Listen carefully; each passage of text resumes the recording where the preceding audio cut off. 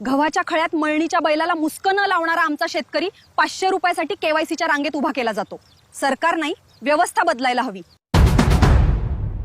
शेतकरी मित्रांनो, शेतकऱ्यांसाठी ही एक महत्वाची बातमी आहे. महत्वाची बातमी याच्यासाठी की शेतकऱ्यांचं पूर्ण लक्ष हे शेती व्यवसायाकडे लागलेलं असतं आणि शेतीविषयी सरकारचे नेहमी नवीन नवीन अपडेट्स येत असतात, नवीन नवीन नियम येत असतात, योजना येत असतात आणि त्या योजनांची माहिती अद्ययावत असणं गरजेचं असतं.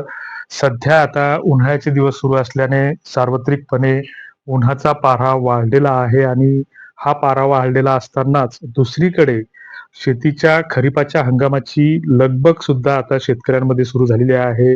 कर्जमाफीची प्रक्रिया सुरू होणार, तिच्याकडे सुद्धा शेतकऱ्यांचे डोळे लागलेले आहेत आणि अशा स्थितीमध्ये खरीपाच्या हंगामासाठी निविष्ठा खरेदी करण्याकडे शेतकऱ्यांचा कल वाढलेला असतो. अशातच सध्या आता हळद ही शेतामध्ये वाळवायला टाकलेली आहे किंवा त्याची आणणं काढणं चालू आहे. तर एकीकडे मजूर मिळत नाहीत आणि दुसऱ्या स्थितीमध्ये पीक कर्जासाठी दुसरीकडे लगबग सुरू असताना लग्न सराईचा हंगाम पण सध्या काही दिवसांसाठी सुरू आहे आणि अशा स्थितीमध्ये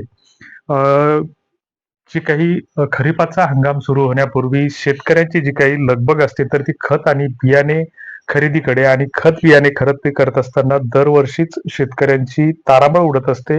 एकतर शेतकऱ्यांकडे ऍडव्हान्समध्ये घेऊन ठेवायला रोख पैसा नसतो आणि ज्यावेळेस पैसा खिशामध्ये येतो तर त्यावेळेस दुकानावर एकच गर्दी उसळलेली असते आणि अशा स्थितीमध्ये मग नक्कीच त्या ठिकाणी खताचा किंवा बियाण्याचा किंवा शेतीच्या ज्या काही इतर अत्यावश्यक निविष्ठा आहेत तर याचा कुठेतरी काळा बाजार होताना दिसतो. किंवा मग आपल्याला जर शेतकऱ्याला जर एखाद्या विशिष्ट खताची बॅग पाहिजे असली तर त्याच्यासोबत मग 5 बॅगेसोबत एखादी बॅग त्याला दुसरी गरज नसतानाही जबरदस्तीनं घ्यायला भाग पाडली जाते.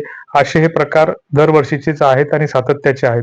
मात्र यावर्षी जे काही सरकारच्या विचाराधीन आहे तर ॲग्रीस्टॅक मध्ये जो काही फार्मर आयडी शेतकऱ्यांसाठी सरकारने अनिवार्य केलेला आहे.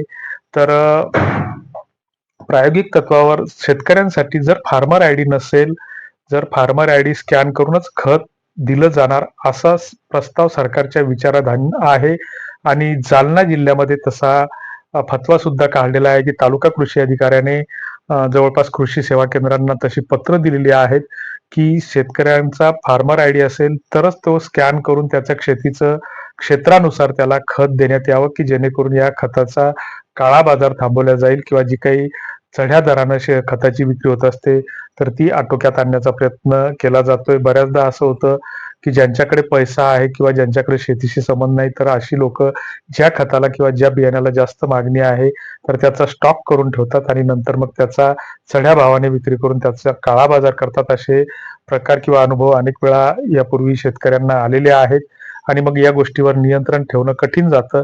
अशा स्थितीमध्ये जालना जिल्ह्यामध्ये जरी हा फतवा निघालेला असला तरी सार्वत्रिकपणे पूर्ण महाराष्ट्र राज्यात याची अंमलबजावणी होऊ शकते. तेव्हा शेतकऱ्यांनी एक काम अग्रक्रमानं केलं पाहिजे की जर त्यांचा फार्मर आयडी काढलेला नसेल तर फार्मर आयडी काढून घेणं गरजेचं आहे. तुम्हाला याबद्दल सरकारच्या या नवीन आदेशाबद्दल काय वाटतं? फार्मर आयडी काढला जावा किंवा नाही काढला जावा? किंवा बऱ्याच शेतकऱ्यांचं असं म्हणणं आहे की आम्ही कृषीप्रधान देशातील शेतकरी म्हणजे पोशिंदा आहे आणि त्याला स्वतःची ओळख दाखवण्यासाठी फार्मर आयडी काढणं म्हणजे ही शेतकऱ्यांची एक प्रकारे चेष्टा आहे आणि मग यातून खरंच काळा बाजार थांबवला जाईल का? याबद्दल तुम्हाला काय वाटतं ते